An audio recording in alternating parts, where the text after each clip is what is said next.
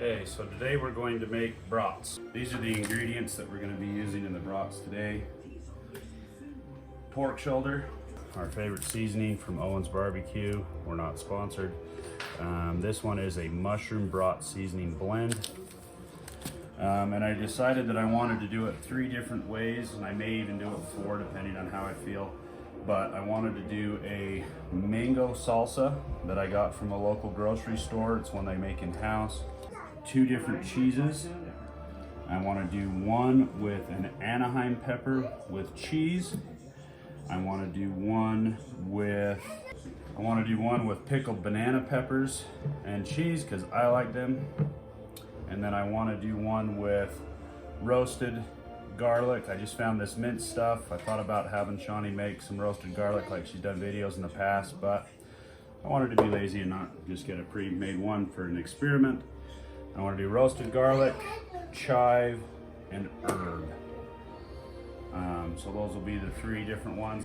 So last video I didn't show how to assemble the stuffer again, or the grinder. Again, this is the LEM brand grinder.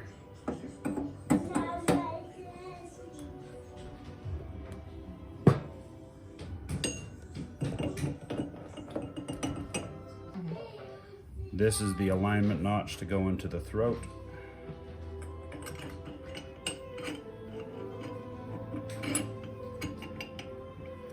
Make sure the machine's unplugged. The instructions will come with the machine, of course, follow them. There are directional arrows, as you can see here on the blade. And I put those out. And this is the large hole plate. Again, you can see the difference in the 2 plates.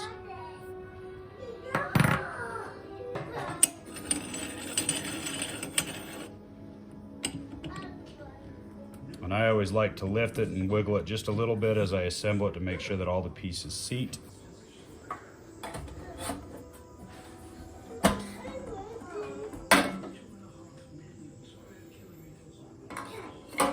That's how you assemble your grinder, or at least my grinder. One of the worst things about making any sort of ground product is the cleanup process. So they sell these meat tubs or meat lugs, and they also sell a liner. It doesn't have to be this brand. You could probably just use saran wrap if you wanted. But now all I have to do is wipe out my meat lug when I'm done with it, and I don't have to scrub it. So for brats, I wanted to go with the traditional style of using a natural hog casing. Again, I got this from Owen's Barbecue. You can get them a lot of places. You could also use collagen if you don't want to use the hog casings as well. Get a soak for 1 hour prior to stuffing. So, just like last time, take your product, your meat, dice it up so it'll fit in your grinder. Again, we don't have to be very particular about how it is. It's not about presentation at this point.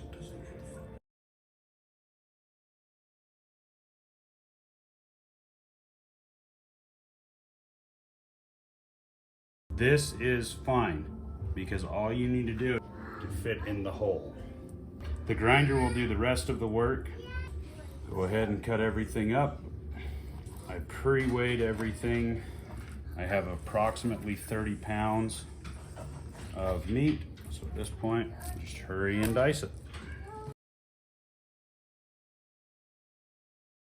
Okay, so the recipe calls for 2 cups of water. Most people just dump cold water in. I prefer to do either a mix of water and ice or just ice.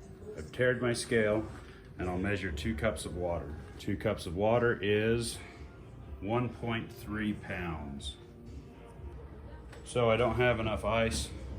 So I have 0.8 of a pound of ice, and I'm just gonna add cold water to the 1.3 mark.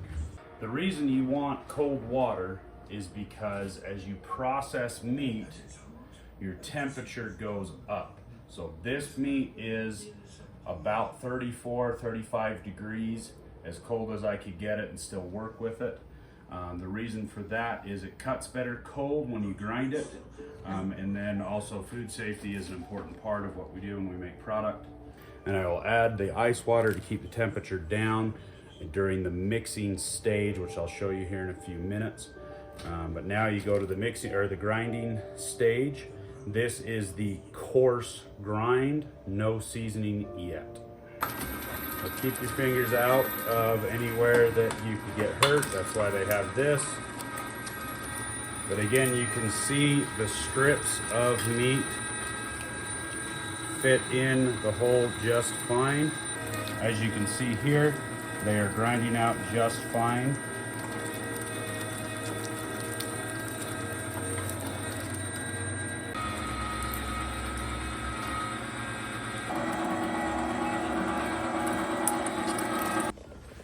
Another thing that I would like to mention too is the recipe on the instructions calls for 25 pounds, and I have done 30 pounds. The reason being is, as I've done experiments with this company in the past and with other companies, I feel like the seasoning to product ratio is too much.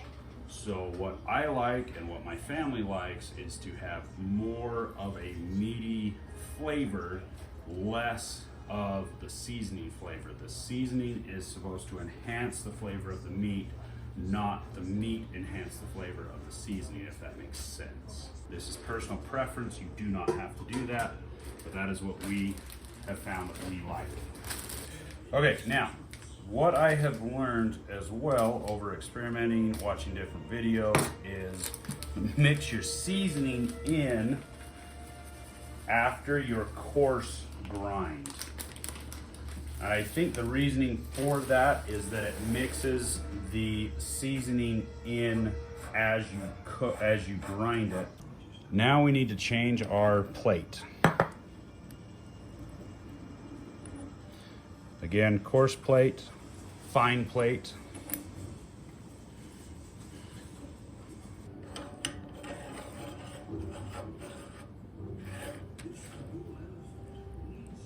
So I'm gonna make room for our fine grind product. One day I'll probably go buy another meat lug, but I haven't done that yet. I'm literally just making room.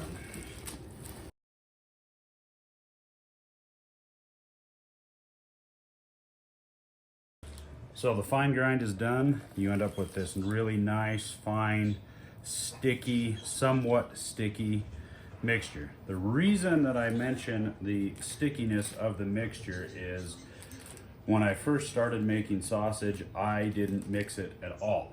And I took this product after I made the grind, put it in my stuffer, stuffed it, and went with it.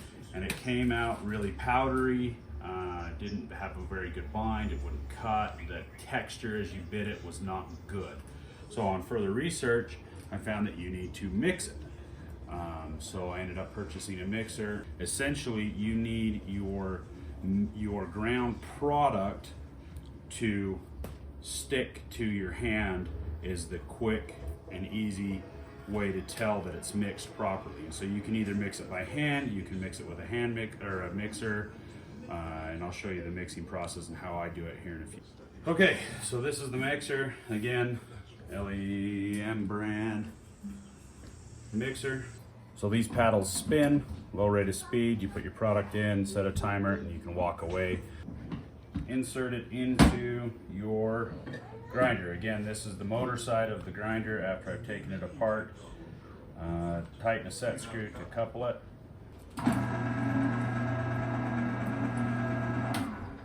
What I am doing, because we are doing several different flavors, is I'm making a base flavor, which is again that mushroom brat mix. And then I will hand mix the different vegetables, seasonings, cheese, and everything in. The reason you do that is I can have smaller batches of different flavors, and you don't want to beat up your cheese, your peppers, the garlic, whatever. You don't want to beat it up in the mixer because it does get semi-aggressive with it, as you can see here. Don't put your hands in there.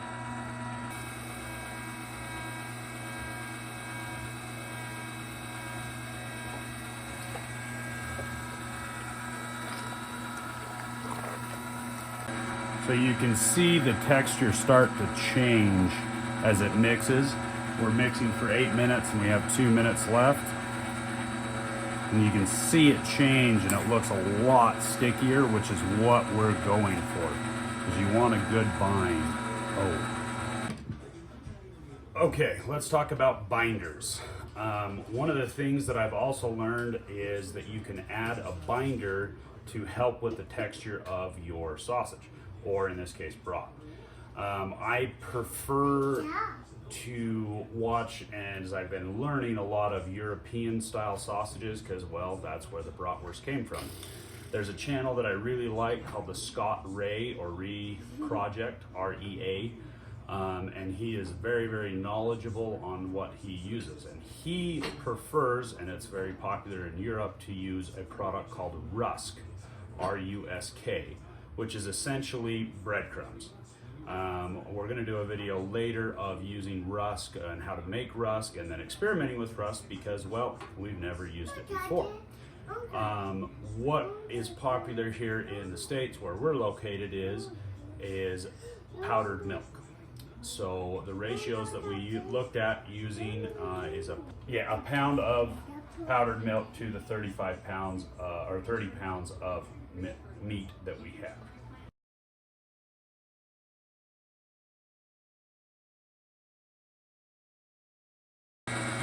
I'm going to let it mix another 5 minutes. So now you can see that the texture of the meat is significantly different. With my spoon here, you can see it's adhered to the spoon and it's not just falling off like it was off my hand earlier. This is what you want to look for. That's a good bind. So hopefully, once we get it in the casing and stuff it out and cook it, it should be a really good, flavorful, juicy sauce. So while that's been mixing, I have been dicing all of our different ingredients for our brat additives, our experiment here. Anaheim pepper. We had a red bell pepper that we decided to mix in too, because why not?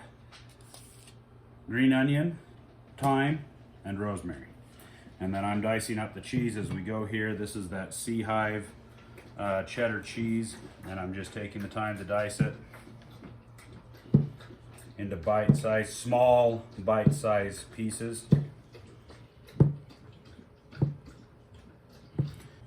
Okay, so I have 7.5 pounds of meat here, and this one I'm going to do mango salsa. We decided to do 4 different batches, 4 different flavors. So Anaheim red pepper with that Sea Hive cheese. I'm going to do a pickled banana pepper with cheese, and then I'm going to do the mango salsa with no cheese. That'll be a standalone with the mix. And then I'm going to do a roasted garlic, herb. This is a rosemary cheese and green pepper. So I'm just going to mix this in by hand, not do the mixer because I want to be a little gentler. Okay, next is Anaheim, and I left most of the seeds in because I wanted a little bit of spice to it, but not a lot. Red bell pepper, and that cheese.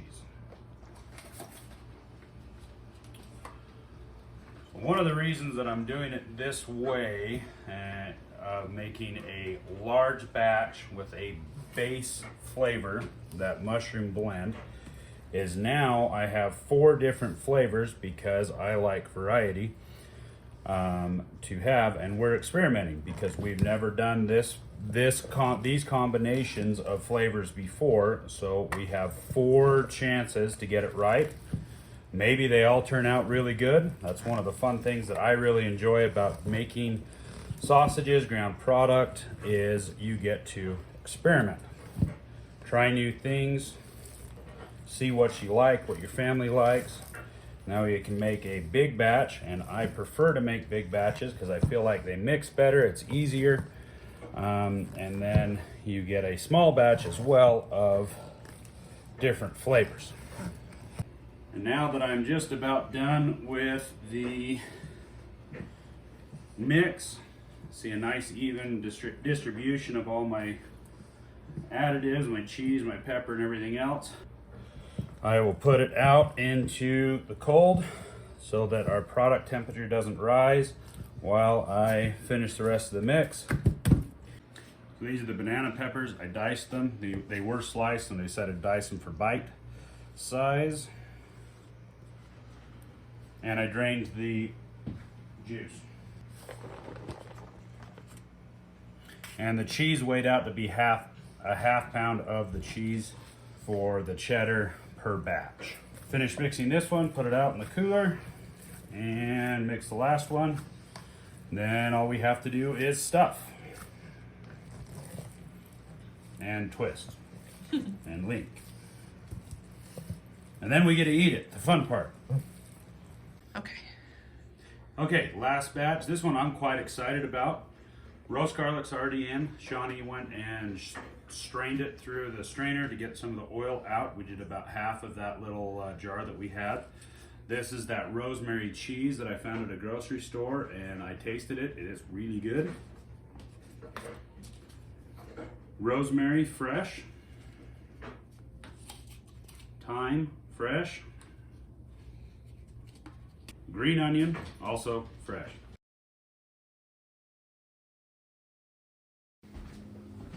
Okay, we're ready to stuff.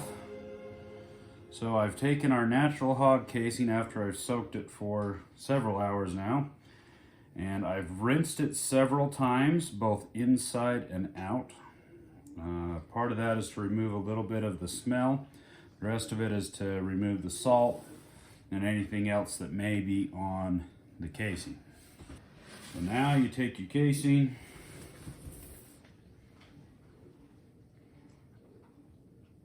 open up the one end. Flushing the inside also helps, and the way you flush the inside is just open it a little bit, stick it underneath the sink faucet, and just run water through it and flush it all the way through. And as you can see, you can load a lot of casing on your horn.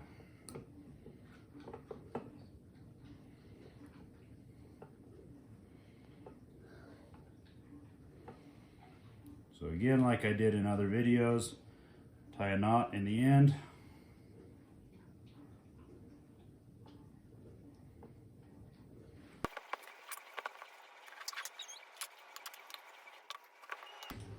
Now I'm going to put a very small hole in the casing to relieve some of the built up air in the horn. One thing with working with natural casings is they are very delicate. So don't overstuff, don't stuff it too tight. It will break, it will burst.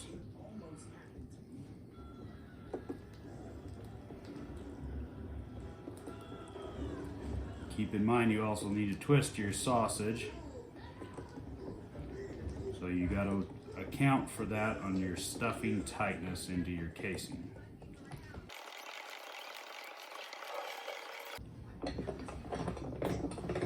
Once you're down to the bottom of your hopper, open it back up, refill it.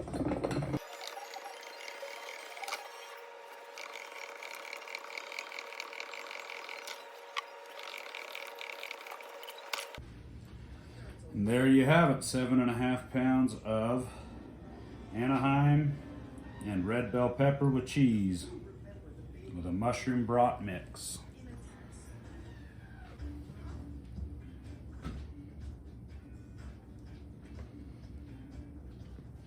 This is the linking process.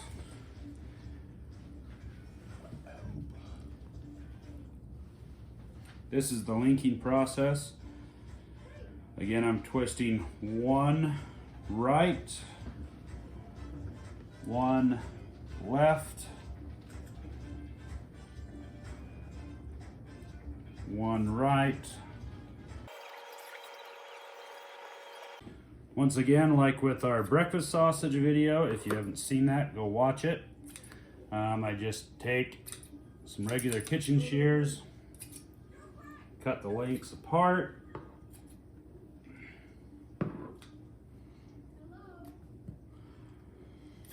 set them aside for packaging.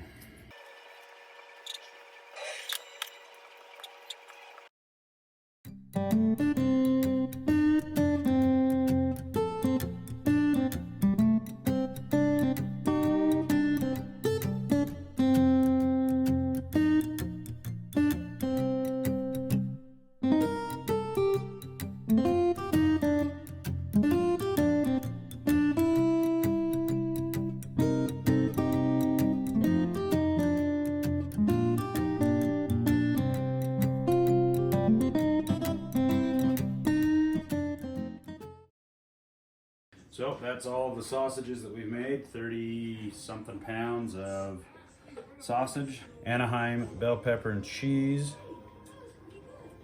This is the mango salsa, the yellow pepper, and the herb, we'll call it herb and cheese.